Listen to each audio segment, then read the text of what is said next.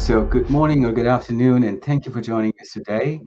My name is Umesh Manocha, and I am Vice President of Digital Payments and Data at Central One. I'm honored and excited to discuss this session's topic on payments data, the secret to customer relationship, with my esteemed panelists, Darrell Jaggers, Fred Cook, and Nancy McNeill. Fred Cook is the CIO of BlueShore Financial. BlueShore Financial is a boutique-style financial institution with locations located from the lower mainland to all the way to Whistler. Fred has a wealth of experience implementing new and innovative technology solutions, and according to his Twitter profile, he is also a huge fan of jazz music. I think it's the pictures that give me away. Next, we have Darrell Jaggers, the Chief Transformation Officer and CIO for the First West Credit Union, a credit union that services much of BC through its four unique brands, Andrew B. and District Financial, Envision Financial, Island Savings, and Valley First.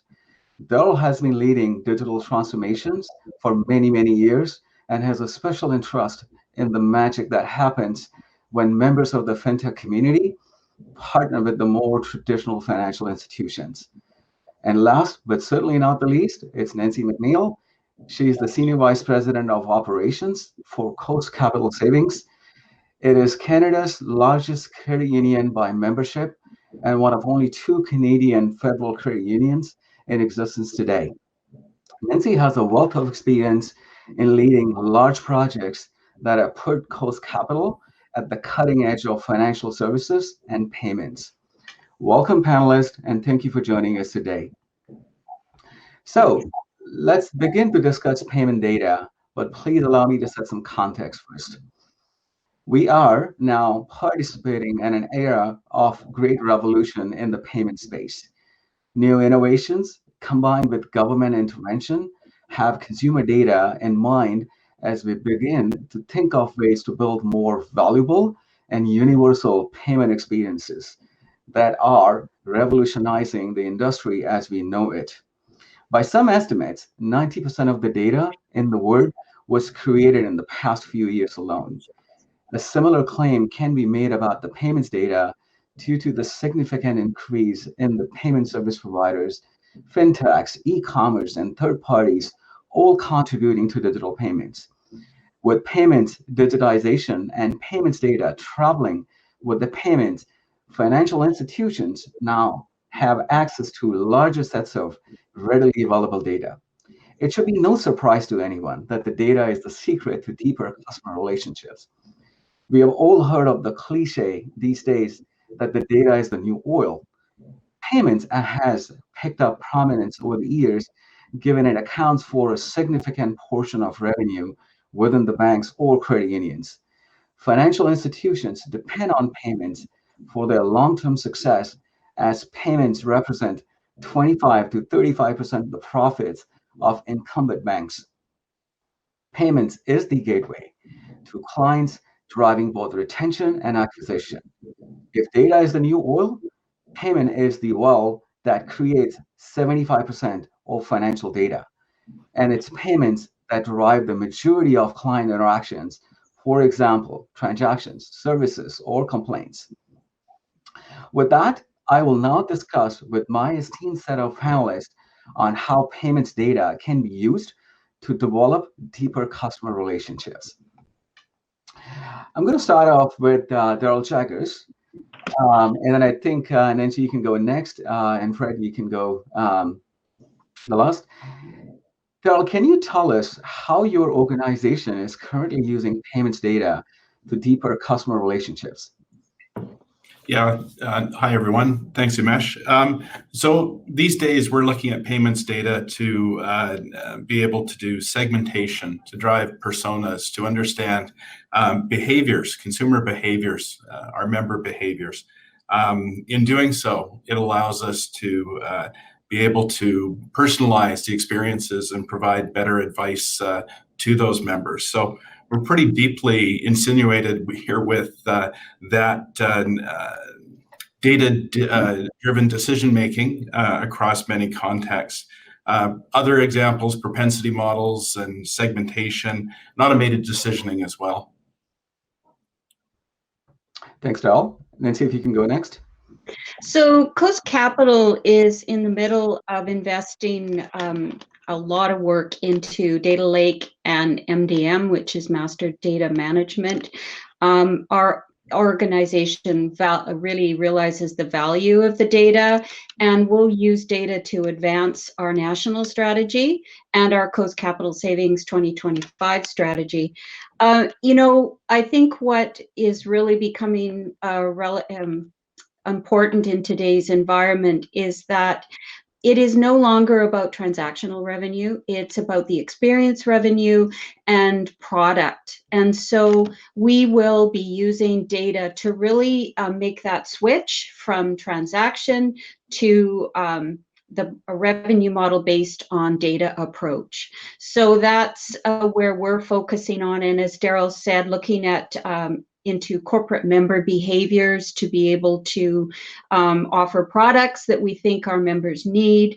And, just the other piece of this is using it for compliance, complicated compliance information, and using the standard, the ISO standard for harmonizing data as, it becomes a global standard.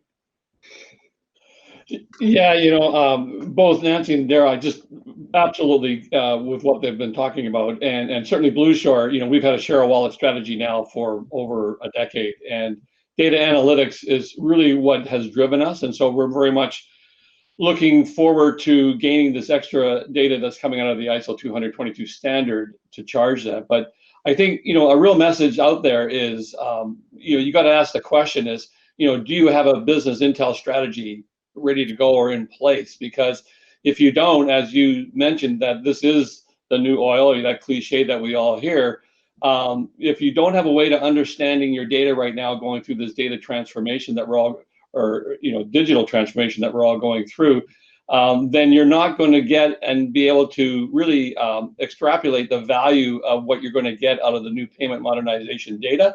And then right on the cusp of that, obviously, is open banking and that. So you really, if you're going to start your journey out there, it's much easier if you have a map, and data is your new map to help you maximize the value of that data. And so as both Darrell and Nancy have said, our respective institutions all have very strong business intelligence strategies out there where we're able to parse out and segment our clients and our members to really make sure that we're targeting the right value proposition. And then further to Nancy's comment about experience products, absolutely. This is no longer about just banking products out there. This is about how do you engage and show value to your membership. And I think, if you don't have the view of your data, then you're going to be lost without it. Mm-hmm. Yeah, thank you. Thank you, Fred and Nancy and Darrell. I guess sort of the next logical question would be, with more accessible and manageable data along with the ISO 20022 specs and the implementation that's coming to Canada, which of your financial customers will benefit most from the ISO 20022 and why? Nancy, if you could kick off the discussion. Yes, thank you. So by far, your small business and your commercial clients are going to be the group that is most effective in a positive way with this. Greater speed for payments, providing greater cash flow management, invoicing and accounting. I just feel that their whole back end will become a lot more efficient for them, ultimately giving them more time to spend time with the business and the business that they're in.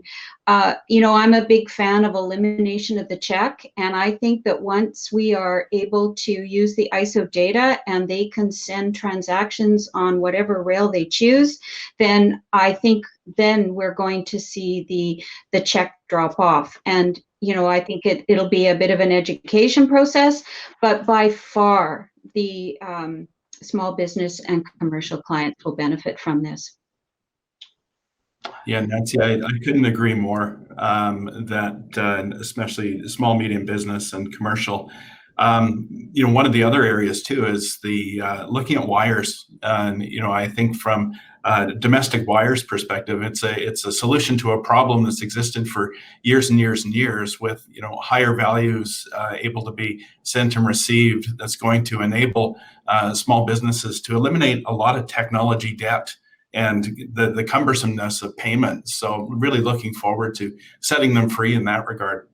Mm-hmm. Yeah, and if I could just build on Nancy, what you've said about eliminating checks and all that, I think as an industry, we have a responsibility to help our small business and even the retail side to understand the value proposition of why it would be good to get rid of checks. I know a lot of times it's pointed back at the financial institutions to say you're just trying to eliminate a cost, but if we can't show the value, then we're going to have a tough time weaning our small business off of checks. And I really think that this current opportunity within payments modernization is really a potential to change how commerce is actually carried out on a day-to-day basis, Nancy, to your point about that, and Darrell about wires. There's going to be lots of opportunities out there as a result. And I think, first, one of the things is that there's going to be kind of what I call the dial tone.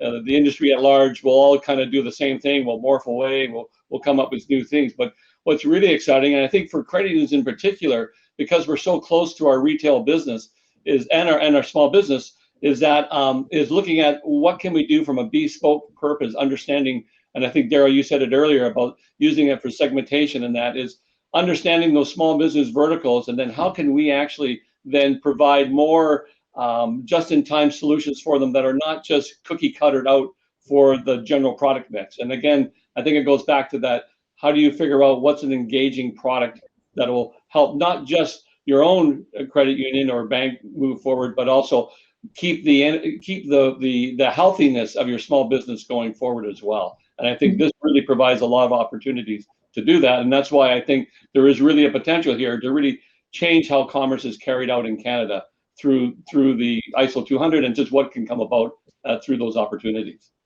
And what's Right. really interesting is that Interac, right now is really for personal P2P payments. Yeah. But it's really interesting to see, going to your point, Darrell, about elimination of wires, domestic wires, is how many of our small business and our commercial clients have worked that P2P to make it work for them on a commercial or a small business, because it's instant, it's easy, and it just fits a need when small businesses are, want to do other things during the course of the day and not always be buried in their books. Yeah, it's a kind of interesting. They always, small business. It's like water will always find a way to drain out. Small business will always find a way to do things better if they can, for sure. Absolutely. Yeah, for sure. So Fred, just to reinforce your point, sorry, Umesh, just to reinforce your point around advocacy. I think it's incumbent upon us with payments modernization to help lead our members, our customers to these new ways of doing things, simpler ways, more efficient ways of doing it. So if we're silent, to your point, Fred, people will, find the lowest common denominator way of doing these things. But really, this is an advice-based discussion to get members into a better way of moving money. Mm-hmm. Yeah, absolutely. Yeah. And I think once they realize the advantage it will be to them, then that'll be the tipping point, and we'll see the move quite rapidly and the shift. Yeah. Absolutely. Thank you, gentlemen. I guess sort of the next question would be for me. We talk about the cliche. We talk about data has always existed. We can debate, when and how the data all came about. But with the introduction of ISO 20022, you will expect more structured or clean data that will be ready to use. That's not the case today if you look at the payment transactions. What are some of the innovative use cases for payments data that really excites you? What do you see as the art of the possible? And what do you do and leverage this data for? Fred, if I could start with you. Yeah, maybe I'll take a crack at this one. I just go back and repeat some of the things we were talking about in the previous conversation. when we look at ISO 222, it's really about, how do we monetize this value of this new data? And certainly it's not just looking at, how do we do it with our respective institutions, but also how do we bring that out to both our small business client members and our retail members. And again, I think what excites me about this whole thing is, again, it's not that I think what will be the dial tone products that will come out, but it's really about what are the bespoke services, engagement products that we can bring forward. And I really think it's around providing more excitement around the business intel side of the tools for small business. So, it'd be the likes of, can we help them with spending patterns and behaviors of their customers? Can we improve the fraud management stuff? Aggregated data, I know that's a huge conversation around for small business, and show them how they stack up and where they can improve their efficiencies around those kinds of things. Loyalty programs, that's certainly something that I think, as a credit union, that being as close to the business as we are, that I think these are huge opportunities that we can really get to think about how our business needs to prosper in our respective marketplaces. And I think that's what I think, we can go beyond just what are the standard products that this new environment will provide, but what are the ones that we can be more targeted, more engaging with. Yeah, Right. I think, Fred, you're absolutely right. It's those ancillary services that we'll be able to offer to small business, commercial, and just the membership at large. And being able, it would be easier for us to partner with a fintech rather than a small business going out and doing it. So those are the types of things, those ancillary type services that are enhancing your strategy as well as enhancing the small business in whatever business they're in, that I think will be really beneficial going forward for those two groups. Yeah. And I think Darrell, you actually talked about that in the introduction about how, partnering up with partnering up with fintechs and bringing them together. And Nancy, to your point, we have the clients, fintechs have unique solutions, and a partnership win-win is a way to exploit and get more value out there for our retail and small business members, for sure. Yeah. Yeah, Fred, just to add to that, I mean, the way we're looking at it as well, three contexts: product, advice, and experiences. And really, really excited about what we can do in terms of product. This new data and the data in a standardized format and ability, en masse and in aggregate, be able to glean different insights has to allow us the ability to create products we haven't thought of before. So getting into a scenario here of product design, doing things differently here, and really looking at our role with respect to that product supply chain. That's where fintech comes in. So, are we a distributor? Are we a manufacturer? Are we so what is our part in that supply chain? And also inviting in fintech to be partners in that supply chain as we go. So I think we're really at the precipice of a very, very interesting time here to build out these, as they say, new experiences in ways that, frankly, we were limited under our own power and resources here. We could only do so much. So with such a large pool of data in a standard format and multiple players able to be recombined into new product and services definitions, it's very exciting. Mm-hmm. Yeah, great point. Mm-hmm. Amen. I know Nancy is very particularly passionate about this question, so maybe I'll kick off with her or ask her to kick off. There's a new bill, C30, coming up. What does that retail payments oversight framework, Bill C316, mean for the future in this particular context? Nancy, if I could ask you to begin. Yeah, thank you. So RPOF, as it's known, the short form, will allow other entities to be a part of Payments Canada or have a membership in Payments Canada when it goes through all its motions with the federal government. So it is before, I believe it was at the Senate last week and the House of Commons. So it is moving through quite nicely. And, this will allow us to be able to partner with these individuals and play in the payment space and play in Canada, which I think, it gives us some competition and also gives us the ability to partner. So, I don't know. I don't see it as an issue at all. I think it will be very valuable to the Canadian landscape, puts us on the map with the rest of the world. And so, yes, it is. I'm passionate about it because I can see how it will support Coast in its strategy going forward.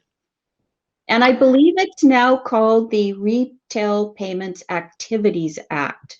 I think it's been changed, but don't quote me on that. Okay, thank you, Nancy. Darrell, would you like to add to what Nancy just said? Yeah, because I mean, I agree with Nancy that I think there's some huge opportunity to partner up. What I'm curious to see, though, is the larger platform players. Yes.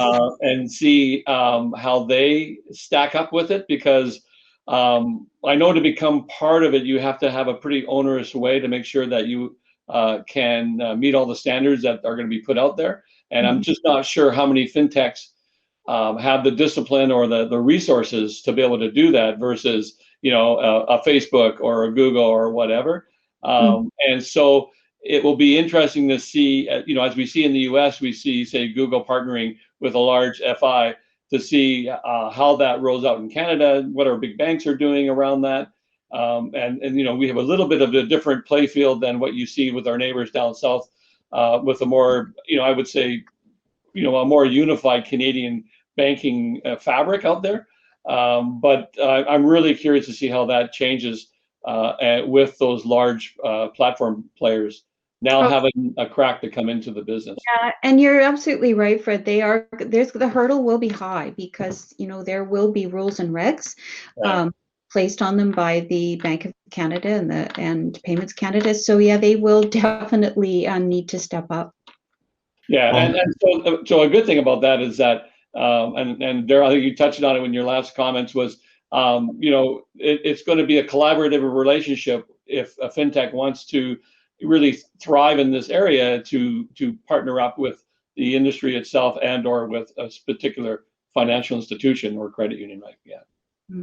Yeah, just to expand on that a little bit, Fred, as well, just looking at say the government's desire for more competition in financial services. So consumer-directed finance in Canada was not meant to be punitive to banks, credit unions, and others, as in other jurisdictions in the world, European Union, UK, etc., that it's a different model. And when you look at, sort of an Australian model in between, which is all about consumer advocacy and doing what's right for them, I think Canada has a great opportunity to, really nail this for the benefit of consumers, but also to create a very healthy financial services ecosystem that combines bank, credit unions, and fintech.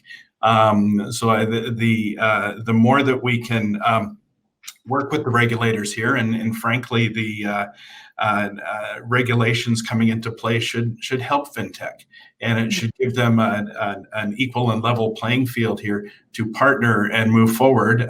And for us, it creates a level playing field in regards to the juggernaut big tech companies out there who could come in and roll over us if we're not careful. So I do applaud what the government is doing here. I think it's a good fit for us. Yeah, Darrell, you just reminded me of a situation in Europe with who are both obviously with open banking and PS2, is that I see in this particular case an Italian utility company actually now moving into payments and leveraging their relationship with their clients on budgeting and those types of subjects. So to your point, it will open up a lot of different angles of where other players are coming into the marketplace. And so for sure, it goes back, I think you mentioned, we talked about, you need to understand your data to understand who are your best members and how do you best serve them. And to Darrell's point with the 3 bullets, you need to make sure you've got them all covered as you move forward. Otherwise, I think potentially you're going to get left behind. Indeed. So Darrell, you touched on open banking a little bit, and the journey in the other jurisdiction. In your mind, what's so different about Canada's journey to data modernization if you compare this to the other countries or the regions? Well, I do think maybe to reinforce the point, I think the fact that we're putting the consumer first and we're taking a consumer-centric way at doing this. I mean, it is the consumer's data, and we're purveyors of that data. Whereas in the other jurisdictions, frankly, open banking was punitive to banks in the European Union and Europe. For years and years, perhaps not caring to meet the needs of their customers and being a little autocratic, perhaps, that regulation came in and forced a different play. So I do like where we're headed here to enable our consumers and do that in a way that gives us an ability to evolve as well as we look at our products and services. And partnerships that we find a way to, like we said, create new products, be able to provide advice like never before, advice as a service perhaps, and then look at where we're going here with creating new experiences, because frankly the marketplace is demanding that, and with the advent of the very large tech companies out there who drive experiences above all else, we need to do this to compete. Mm-hmm. And I think it provides an opportunity. One of the things that in the credit union space that we're always very concerned about is retaining our members. And, we don't want our members to jump ship with us and go to a fintech or what have you. I think that open banking will allow them to, expand should they want to do that. But still, we would maintain the relationship with the members. So I think it's got just so many positives to it.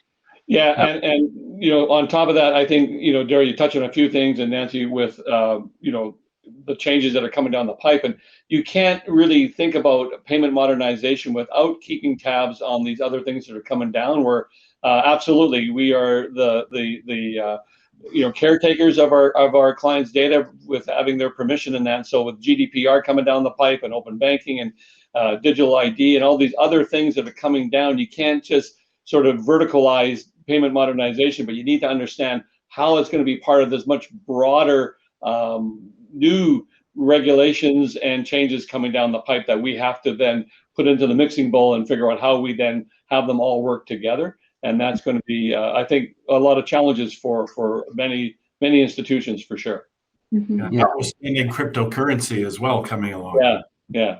Well, I don't know if you guys seen it, but Bank of Canada and the other G7 that all pushing away, wanting to get into digital currency. So that's another thing core banking systems are going to have to be able to manage as well. Yeah, absolutely. So I think it's another non-secret that open banking is set to improve the dynamics, the market competition, assimilate innovation, and Darrell, to your point, is giving end users the better and more convenient services there.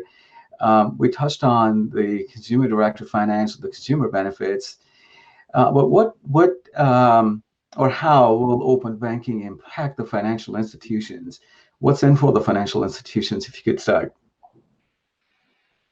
So open banking for us provides another way to partner with fintech and our technology companies. One angle that we don't talk enough about is particularly in a consumer and a member perspective is reduce risk for our members. We have a lot of, I'll say, structures and services out unregulated or maybe poorly regulated. So pulling that into a regulatory regime is really, really important. I do think, back to, and I'll reinforce the point, creating those new experiences all the way through and new types of end-to-end services, whereas we were incomplete previously in getting the full supply chain from payments to product to payments to member satisfaction delivered. We can plug in through open banking various other componentry and services and service providers. So I'm really looking forward to that. Yeah. Thank you, Sorry, Umesh, I just wanted to add to Darrell, I think as institutions, we have to realize that the opportunity is that one size doesn't fit all. Our large banks will obviously use their size to, do what they're going to do with an open banking environment, but mid to small institutions like smaller credit unions and smaller community banks, I think we need to use our size to be agile in an open banking strategy. Lots of talk around what the large banks are doing, not a lot of talk around what mid-sized institutions will and can do. So I think it's a good time right now to start exploring and looking at those opportunities where open banking, as Darrell's mentioned, can add additional value to your member propositions. And so it's about augmenting your value proposition through those types of engagement products, through those types of experience products, and not just thinking about that open banking is about, a member or a customer being able to move their data to some other institution. I think that's really just table stakes, red herring stuff. It's really about how can you thrive in an open banking environment, and that's where you've got to have that data. Exactly. Yeah, agree with that, Fred, for sure. Yeah. So just to sort of follow up question on, we've been talking about open banking for some time now. Darrell, if I could ask you, how do you think, or how will credit unions' position between the product and consumers change with the paradigm shift of the modernization journey we are on? So sorry, could you repeat the question? How will credit unions' position between the product and the consumers change with the paradigm shift of modernization? Oh, I think this is really, well, it's incumbent on all financial institutions, but credit unions in particular, to be the change agents here in helping those members adopt and become fluent in this new economy and new way of transacting and moving money. We're very close to our members. We understand their needs, and with this, larger data sets that we have in play, we're actually able to see on aggregate consumer behaviors. And as Nancy mentioned earlier, around small business and commercial and all of that. And so when we're actually able to provide insights to those business and commercial members around how their customers are transacting, a very compelling value proposition there. Again, that's getting to advice. And for us, I think it's incumbent to be able to show the value and put this into context for those members to say, this is how you can run your businesses differently, and you can actually create greater consumer satisfaction for your customers. And I think that's our job, to be enablers, frankly. Nancy or Fred, would you like to add to it? Yeah, no, I fully agree with Darrell. It really is being able to just take that experience of today and enhance it and make it more valuable to that small business or commercial customer in the future. And I'm really big on those supporting services that we can offer as a result of all of this. And we were able to maybe offer them in the past, but we'd have to send them somewhere, or rather than being able to offer it ourselves. So, I think this is where the sweet spot in all this is. Yeah, I mean, it's really an opportunity for our industry to really help provide a competitive edge and value, not just for ourselves. I mean, obviously, this is going to help us streamline our own internal processes, which is always good when you can do that.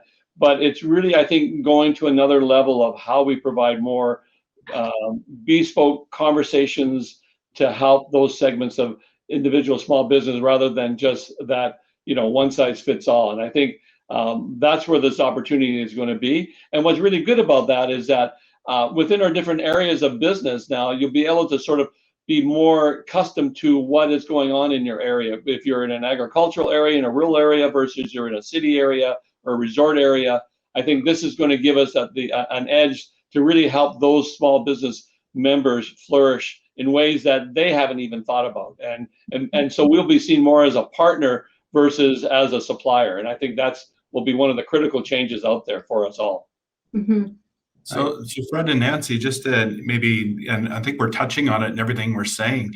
The digital delivery of services and experiences is kind of, I'll say a prerequisite these days. So that tools modernization, those practices modernization with our members, I mean, that's part and parcel of what we're doing here, powered by payments and powered by standardized data and big data sets here, sitting on top of digital delivery services, some self-serve, some member experience and journeys powered by, I'm thinking about artificial intelligence, machine learning to lead those consumers and our members to better ways of delivering their services. I think that's really what we're saying, and then how quickly can we help the ecosystem evolve?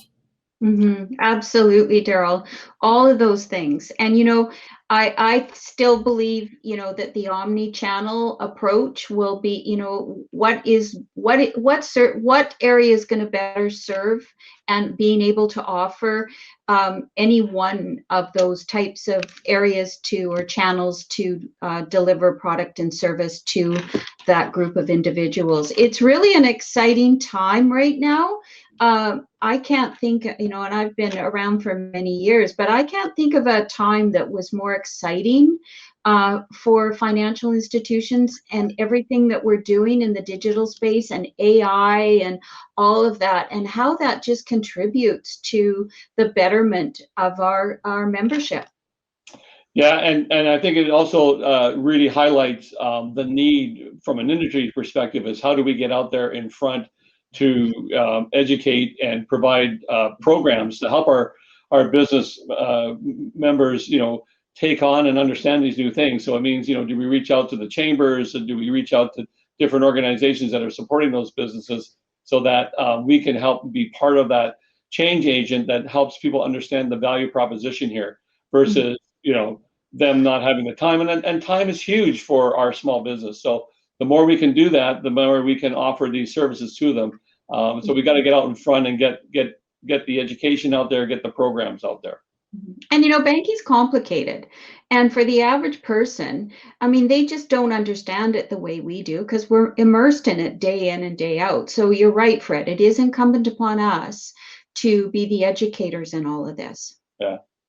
Indeed. Fred, if I could ask you, what's the impact of regulators on financial institutions' innovation with the data? What do you see as the biggest challenge or barriers to leveraging the data for building out deeper customer relationships? Yeah, that's a great question, and one that I think as an industry, pardon me, we need to have a more collaborative conversation with the regulators and what's going on. When we look at the pace of how things are moving through digital transformation, whether it's payment modernization, and with the pending C30 bill that is, basically is telling us that we need to open up the financial industry to others. I think the challenge in our industry is that with this coming around and being a regulated industry is outside of our regular audits is how do we, sit down with our regulator industry and talk about these changes that are coming down. We all want to run good financial business. We certainly don't want to expose risk to our members or our clients. And so I have to believe as well that our regulator industry is also trying to speed up and figure out what's going on. And so, we've got two conversations going on. We've got one that says you've got to move faster, open up, bring in these new solutions, do all these kinds of exciting new things. And then on the other side, we've got a conversation where you need to lock down, you need to make sure that your cybersecurity is solid, that you're not opening up yourself to risk and these kinds of things. And so I really think there needs to be potentially a new approach to how the industry and the regulators of the industry sit down and have those conversations, so that going forward, we're in a collaborative way to build these things out. Otherwise, I can see us, both coming together and clashing, where one side we're trying to move very fast, very competitive, and on the other side, it's about not taking chances and keeping everything very tightly controlled. So I think there's a need to, as I said, I think this is a new world of doing commerce as we go forward, and I think this is an opportunity to sort of bring these groups together and have those conversations so that we're in sync as we move forward. And I think it's best for everybody. Yeah, and I agree with you, Fred. And I think I know the regulators in Canada, want a healthy, profitable banking sector. So I just think the continuation of all these conversations will ultimately lead to that. And I think in the end, there is radical action going on out there with digital and all of that. So I think in the end, we will all come together and we will achieve that.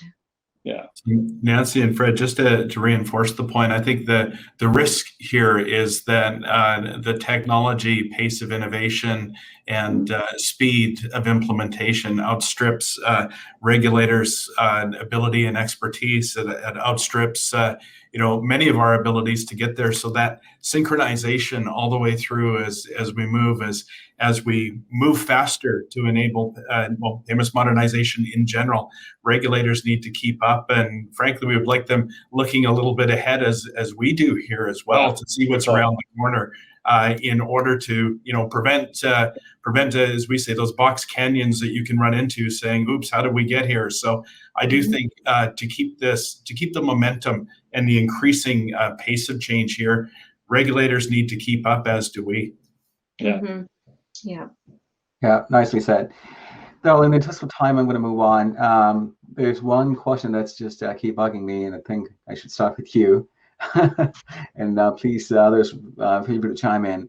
What do you think of ISO 20022 will do for the future competitiveness of the credit unions in Canada? How can credit unions ensure the longevity of the system faced with the increased competition? And more importantly, what are your thoughts on working with the consortium of players beyond just the credit unions? Because if you're dealing with the data that's small, the data is the name of the game, or the scale is the name of the game. How do you think of sharing the data with other partners such as banks, telcos, or retailer to build a richer data set to better serve customers? Yeah, thanks, Umesh. Lots in there. So I'm going to start with the comment: scale wins. And because scale wins, I think credit unions do need to, and I'll focus on credit unions, our space. Credit unions do need to understand that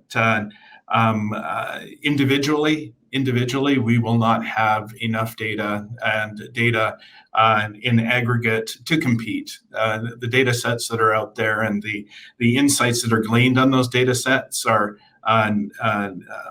unacceptable or unaccessible to us at this stage, given our size. So I do think this does force, and I see in the notes here, talk about co-opetition amongst credit unions. I think we do need to get into the space of, starting with anonymized data and large data sets there, understanding where we aggregate, understanding what's going on and how we can monetize that, as we said before, back into our products and advice and our member experiences, but also glean what's going on from the outside world in, that we have a harder time doing today. So I think that evolution needs to happen. It needs to happen quickly, for us to stay relevant and for us to compete. I don't know, Fred and Nancy, just on that point, if you'd like to weigh in. Yeah, I'll start if I could. And Umesh, partnering up, there's been some very successful partnerships within our credit union system, and then there's been some that have been not so good. But I think it's something that we continue to do, because to Darrell's point, there are certain things that size matters, and we need to make sure that we can do that and partner up and get that done. I think one of the things about open banking is about how do you augment your services to find new ways of providing extra value to your clients? And I think that's what I'm excited about in this whole change in the banking industry, is that we're going to have this opportunity, and open banking and sharing data, whether it's under GDPR and all those kinds of things and client consent, we're going to have is really about, if we can't show value to our members, then we're not going to be able to expand our value proposition to them. And so I think, again, having those insights is going to be critical to how you can choose the right partners that you can bring to the table that will expand your value proposition, experience products, engagement products, and products in general. That the three bullets that Darrell laid out a while back. But I think this is a good time, but you've got to get your house in order. You've got to have a program set to be able to do those things. And I think it's going to open up a huge opportunity for not just for your respective credit unions, but also for, more importantly, for your membership to give them a more value proposition to our industry. Yeah, and I think with big tech, I think that's something we all have to think about. And so really, I don't see an issue at all with coming together as an industry in consortiums to fight big tech. Think about what we could do in the fraud space if we all came together and shared data. So I think there's going to be data we're going to want to keep on our own, but there's also data that we could share that would help us against the competition of the big tech. And I think that's important. And why wouldn't we leverage the banks too, because they have great sets of information and have the ability to create these types of consortiums. So I'd be all for it, and I think we should all consider that if the opportunity presents itself. Yeah, I mean, there's a great opportunity to how do we do that in a way that makes our industry broadly better and stronger. And right. And a good example of that would be the shared cash network with Interact. I mean, that's been just a huge model for a successful a way for the consumer to use any ATM across the country. So I think there are models there, and we shouldn't shy away from them, as Nancy, as you pointed out. And certainly fraud protection is it's something that we all have to manage and deal with. So we have those models, and we should take advantage of them. Right. Fred, that's a great example, the shared cash network, excellent example, because I really believe that we need to redefine where we compete as an industry. And again, to the big behemoth that's out there of big tech and all of this, and the potential of, as I say, rolling over us, where we compete, what's important to compete on, and where we can get new synergies. We really need to redefine, redefine this industry, redefine banking in a way that's going to see us collaborate and partner in new ways that reduces the friction of that competitiveness that may be there. In many cases, that there's no need to compete. The right strategy will be to partner. Yeah, I mean, if you really understand your brand proposition and where you compete, then absolutely you can sit back and then say, okay, yeah, where can we collaborate on? And certainly there are, again, lots of models where we're doing that today. It's just how can we take it to another level in this new environment? Exactly. Yeah. Yeah. I think we have a few more minutes left, and there's some questions coming up from the audience. So let me just throw those questions at you guys. There's an interesting question around: do the panelists expect credit unions to be eligible for Payments Canada in the future, as currently those who are part of a central are not eligible? Maybe I could ask Nancy to address the question. So as one of the two federally regulated credit unions, we are members of Payments Canada, so we are able to be involved with all of that. That is where the Retail Payments Oversight or Activities Act will help, and hopefully the credit union centrals will be able to step in on behalf of some of the smaller credit unions to be able to offer the services that somebody like ourselves could be a direct member for. So I see the centrals playing a big role in that in the future, Central One in particular, for those that perhaps couldn't or are not going to be members of Payments Canada. Thank you, Nancy. There's another question I think I could probably ask Darrell, and feel free to add to it or weigh in, Fred, if you like to. The Canadian credit union system has always had a healthy spirit of competition. Will modernization help or hinder this dynamic? Well, I think the term is co-opetition, and it's been around for a long time. Yeah, will modernization help or hinder? I think it has to help. But I do think we're in an era now of rethinking, redefining credit union partnerships. We have the evolution of small credit unions into mediums, mediums into large credit unions, looking at the federally regulated credit union option. I do think that the secret sauce here for credit unions will be around finding at least some early use cases here that get that cross industry thinking going relative to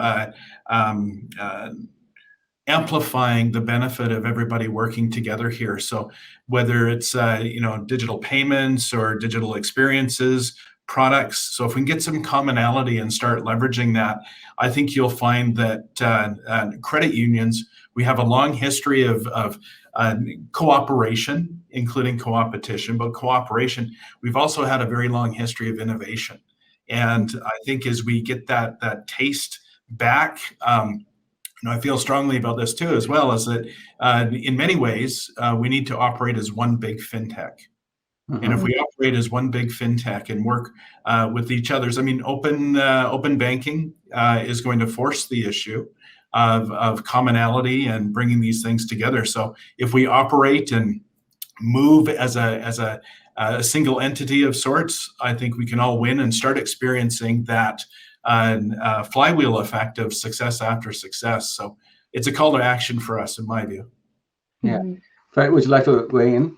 Yeah, I think the previous conversation, we were just talking about that in terms of, the co-opetition and cooperation. We see that today with our respective banking partners where we band together and we try to do things and that. But I really think the key is understanding first, you're in a commodities business. You're delivering credits and debits that can be done through multiple other channels, other institutions, fintechs, whatever. So you need to understand how you wrap those up differently as part of your brand proposition to deliver to your members and your small business. I think once you understand that, then you can start thinking about who can you partner with. And I really think it maybe not one size fits all. There will be solutions like that, but I think you'll also see kind of like-minded institutions coming together, whether you're a credit union or a bank, to do certain things because it makes a group sense to do that. And there are models out there right now. This is not a foreign behavior to us, and I don't see that being any lot. In fact, I don't see it becoming less through payment modernization and all these new things through open banking. I actually see that becoming more opportunities to allow that. And I think what we need to think about is that perhaps what we need internally are thinking about what you would have in a fintech company where you have business development managers that are out there to work and find other opportunities to partner up with non-traditional partners that you have. And so I think as an industry, we need to think differently about how we can partner up, not just along financial lines, but along these, what we've talked about earlier, engagement products, experience products, those types of things. And so I really think we're going to be healthy in the future. I think we're going to, the key is to embrace it, but you really need to understand how do you differentiate inside your value proposition than the FI up the road. Mm-hmm. Yeah, I believe that if we play this correctly and partner and work with the smaller credit unions, we'll be here for the long haul. That's for sure. Yeah. Thank you, Fred and Nancy. I think we just have a couple more minutes left. So, Nancy, if I could ask you to quickly answer this question. Curious to have the panelists share how their various institutions get payments data back to their customers, supporting things like transparency and reconciliation. Maybe 30 seconds. How we get it back to our members? Well, I think, I opened up when somebody asked the question around what we're doing. I think that, I'll speak for Coast, is we're putting a lot of time and energy into data and securing member data and being able to share member data with our members when they want it, in whatever context that might be. So that is something that, you know, Coast is very committed to doing. I hope I answered that question. I think you answered the question, Nancy. Thank you very much. We just have a few more seconds left, so let me just go ahead and conclude by saying, with a deep understanding of the significant data has and how it will shape the future of payments, consumers can definitely expect bank and merchants to keep expanding how they use the payments data to propel the industry into the future. Really want to take a moment to thank our panelists again for sharing their insights, and thank you to all of you who have participated in this conversation. Thank you once again, and have a great rest of the day. Thanks very much, everyone. Thank you. Thank you. Thank you.